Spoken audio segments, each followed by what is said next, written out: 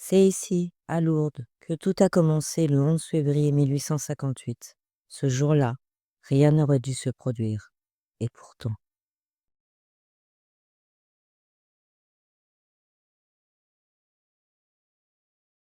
Lourdes, un nom simple, presque discret. Un mot que rien ne prédestinait à traverser les continents et les siècles. Aujourd'hui, on pense à Lourdes comme un sanctuaire, un lieu de miracle. Mais avant tout cela, avant les chants, avant les cierges, avant les processions, il y avait une petite ville paisible, cachée au pied des Pyrénées. Une cité modeste, enveloppée par la brume du matin, où les maisons en pierre s'alignent le long du Gave qui serpentait silencieusement. Un château veillait sur les habitants, depuis son rocher comme un vieux gardien immobile. Les ruelles étaient étroites, les visages simples, et la vie suivait son cours, doucement, au rythme des saisons. Chaque jour ressemblait au précédent. On travaillait, on priait, on espérait. Rien, vraiment rien, ne laissait imaginer que ce village deviendrait un jour l'un des lieux les plus visités au monde. Et pourtant, aujourd'hui encore, des millions de pèlerins y marchent. Certains viennent pour prier, d'autres pour comprendre, et d'autres encore pour espérer l'impossible. Mais avant les foules, avant les guérisons, avant les miracles, Lourdes n'était qu'un simple village, un endroit paisible, un coin du monde oublié, juste avant qu'une lumière ne change tout.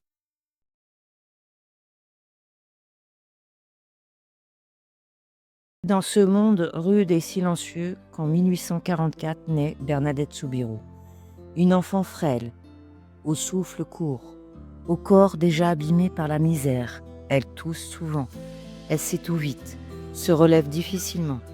Mais dans ses yeux, il y a une douceur, une patience, quelque chose qui ne s'éteint pas. Son père, François, était autrefois meunier, un métier humble, mais qui faisait vivre une famille, puis les dettes, les mauvaises récoltes, les machines brisées et la ruine implacable. Sa mère, Louise, lavandière, les mains gelées par l'hiver, brûlées par la lessive l'été. Elle travaille sans relâche pour que ses enfants mangent au moins un bout de pain. La famille n'a plus rien. Alors il s'installe dans un lieu que personne ne veut, une ancienne prison, appelée le cachot. Un endroit sombre, humide, où la lumière semble hésiter avant d'entrer. Dans à peine quelques mètres carrés, ils dorment, mangent, vivent et survivent. Bernadette, elle, peine à suivre les autres enfants. Elle lit lentement, bute sur les mots, lutte pour apprendre le catéchisme. Son souffle la trahit, son corps la retient, mais sa foi, elle, ne vacille jamais. Elle n'a pas grand-chose, pourtant, elle garde tout ce qu'elle peut offrir, la prière, la douceur et une obstination silencieuse.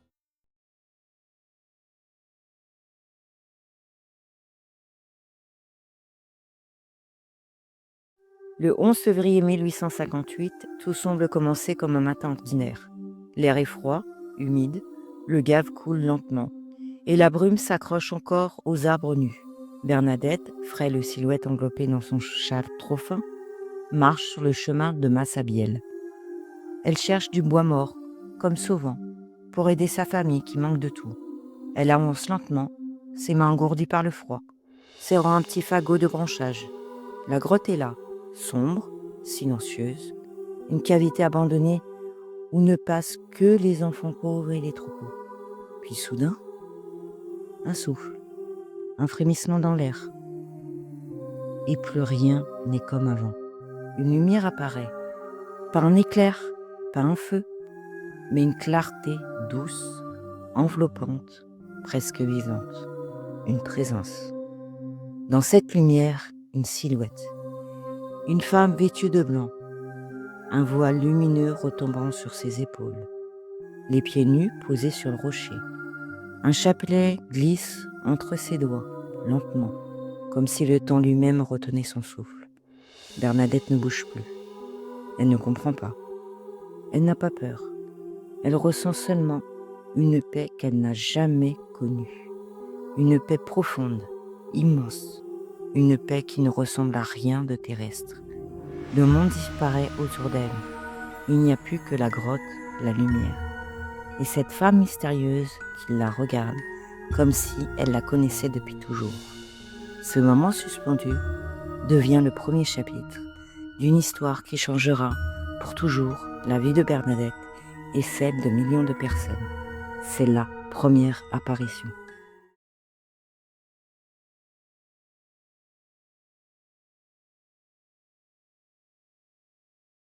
La mystérieuse dame ne s'arrête pas à une seule visite.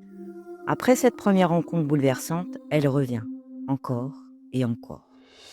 Au fil des semaines, Bernadette se rend à la grotte comme attirée par une force invisible. Et chaque fois, la même présence lumineuse apparaît devant elle. Douce, silencieuse, bienveillante. 18 fois. 18 rencontres qui marqueront l'histoire. Parfois la dame sourit, d'autres fois elle prie longuement avec Bernadette, chacune tenant un chapelet comme si le ciel et la terre priaient ensemble. Parfois elle ne dit rien, mais sa simple présence bouleverse tous ceux qui l'observent. Puis un jour, enfin, elle parle.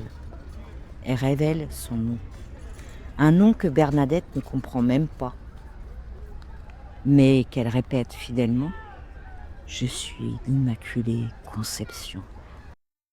Quand le curé de Lourdes entend ces mots, il en reste pétrifié. Bernadette, une enfant pauvre, qui ne sait ni la théologie, ni les grands mots, ne pouvait inventer cela. Pour beaucoup, il n'y a plus de doute. Cette dame, c'est la Vierge Marie. Alors, la nouvelle se répand, dans les rues, dans les villages, jusque dans les journaux. Comme un incendie qui traverse les montagnes, et rien ne pourra plus arrêter le mouvement commencé à Marsabielle.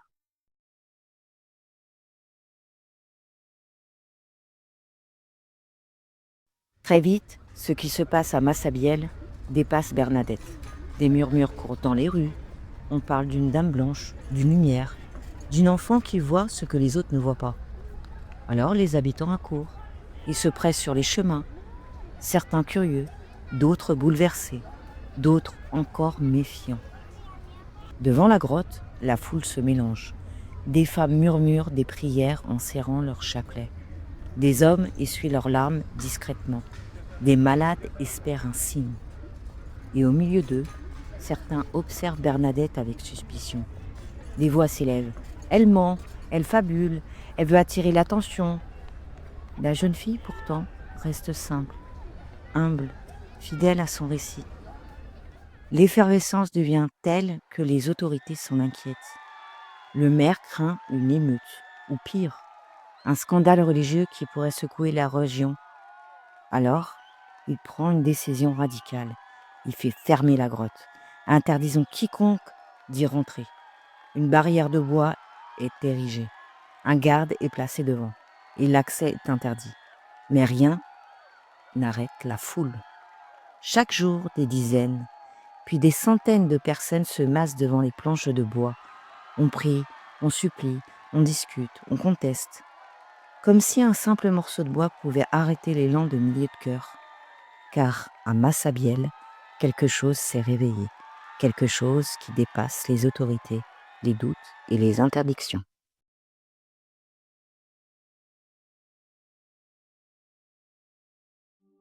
Après des mois de tensions, de rumeurs et d'interdictions, tout semble bloqué à Massabielle. Mais un soutien inattendu va tout changer. Touchée par l'histoire de Bernadette et profondément croyante, l'impératrice Eugénie, épouse de Napoléon III, décide d'intervenir. Sous sa pression bienveillante, les autorités n'ont plus le choix. La grotte de Massabielle rouvre enfin en octobre 1858. Le peuple de Lourdes retient son souffle. Les barrières tombent. Et pour la première fois depuis des mois, les pèlerins peuvent à nouveau s'approcher du lieu des apparitions. Pour beaucoup, c'est un moment historique, presque sacré. Mais ce n'est que le début. Durant 4 ans, l'Église enquête, observe, questionne Bernadette, analyse chaque détail. Puis, en 1862, la nouvelle tombe. L'évêque de Tarbes reconnaît officiellement les apparitions de la Vierge Marie. À partir de ce jour, la grotte n'est plus seulement un lieu de curiosité ou de débat. Elle devient un sanctuaire, un lieu de prière, d'espérance et de pèlerinage pour le monde entier. Massabielle, autrefois, simple cavité dans le rocher, entre alors dans l'histoire.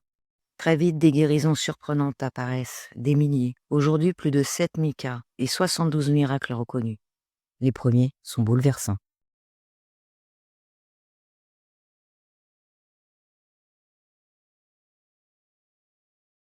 Catherine Latapie, la première guérison. En mars 1858, Catherine Latapie, une mère de famille de 38 ans, vient à la grotte. Son bras droit est paralysé après une chute. Elle trempe sa main dans la source et retrouve immédiatement toute sa mobilité. 2 jours plus tard, elle accouche d'un fils qu'elle nomme Jean-Baptiste. Sa guérison sera reconnue par l'Église le 18 janvier 1862, jour de la reconnaissance officielle des apparitions. Louis Bourriette, l'ouvrier aveugle. Ouvrier âgé de 54 ans, Louis Bourriette avait perdu la vue d'un œil à cause d'une explosion. Sa fille lui rapporte de l'eau de la source. Il se lave le visage et retrouve la vue sur le champ. C'est l'une des toutes premières guérisons miraculeuses attestées. Blaisette Cazenave, l'ulcère guéri. Souffrant d'ulcère à l'œil gauche depuis des années, Blaisette Cazenave, presque aveugle, se lave à Lourdes avec l'eau de la grotte. Sa douleur cesse aussitôt. Sa vue revient. Les gens présents pleurent, prient, acclament la Dame de la grotte. Ces 3 guérisons seront parmi les premières officiellement reconnues.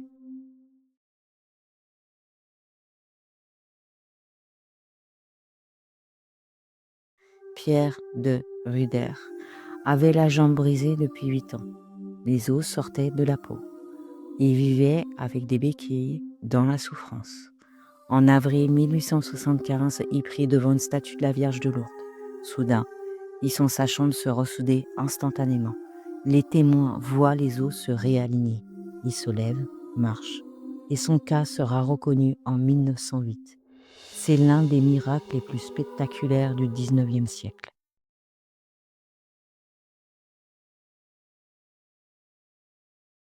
Maddalena Carini, tuberculose guérie, Italie, 1948. Atteinte de tuberculose depuis l'enfance, Maddalena Carini était condamnée. En août 1948, elle se rend à Lourdes malgré sa faiblesse. Pendant la bénédiction du Saint-Sacrement, elle ressent une chaleur dans tout le corps. En quelques jours, la tuberculose disparaît. Le 2 juin 1960, l'Église reconnaît sa guérison comme miraculeuse. Maddalena consacra le reste de sa vie à aider les malades. Vittorio Micelli, le cancer des os, Italie, 1963. À 23 ans, Vittorio Micelli, soldat italien, souffre d'un sarcome malin du bassin. Les médecins disent qu'il n'y a plus rien à faire. En 1963, il se baigne dans la piscine de Lourdes. Peu à peu, la douleur disparaît. Les radiographies montrent que l'os détruit s'est reformé, phénomène jugé médicalement impossible. Reconnu comme miracle en 1976, ce cas a marqué profondément la communauté médicale. Delizia Cirolli, l'enfant guéri du cancer, Italie, 1976. Petite fille de 12 ans, Delizia Cirolli est atteinte d'un cancer osseux grave. Les médecins veulent amputer sa jambe. Sa famille l'emmène à Lourdes. Delizia prie et dit simplement « Je vais marcher ». La tumeur disparaît. Guérison reconnue le 28 juin 1989. C'est la 66e miraculée officielle. Aujourd'hui encore, Delizia mène une vie normale.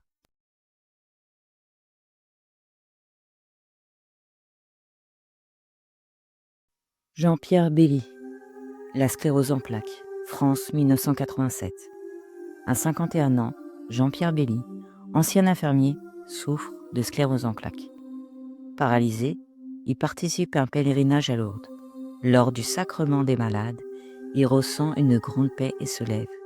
Sa guérison complète et durable sera reconnue le 9 février 1999 comme 68e miracle officiel. Il dira « J'ai reçu plus qu'une guérison du corps, j'ai reçu la paix du cœur ». Sœur Bernadette Moriot, la religieuse paralysée, France 2008. À 69 ans, sœur Bernadette Moriot vit avec une paralysie du bas du dos depuis 40 ans. Après un pèlerinage à Lourdes, le 11 juillet 2008, elle ressent comme une décharge électrique et se met à marcher. Les médecins constatent l'impossible. Le 11 février 2018, son cas est reconnu comme le 70e miracle officiel. Elle racontera son histoire dans son livre « Ma vie est un miracle ». Je vous mettrai tout dans la description pour son livre. Antonia Racco, Italie, 2025. Italienne d'une soixantaine d'années, Antonia Racco souffrait d'une paralysie du dos après une opération ratée. Pendant un pèlerinage à Lourdes, elle ressent une chaleur, se redresse et marche à nouveau. Sa guérison est reconnue comme le 72e miracle officiel en 2025. Elle dit avec émotion « Il y a un avant et un après Lourdes. J'ai retrouvé ma vie ».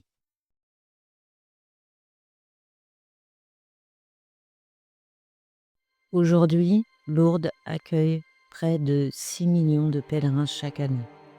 Certains viennent pour prier, d'autres pour comprendre, d'autres pour espérer.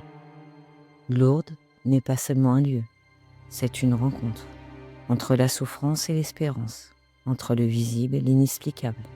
Un endroit où, pour beaucoup, le ciel a touché la terre. Merci d'avoir regardé la vidéo.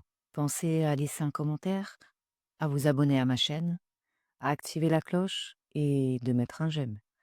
Et n'oubliez pas, mes formats courts chaque matin à 8 heures, ainsi qu'une vidéo les vendredis tous les 15 jours à 20 heures. On se retrouve bientôt pour une nouvelle vidéo. Pendant ce temps, prenez soin de vous. Ciao ciao les amis.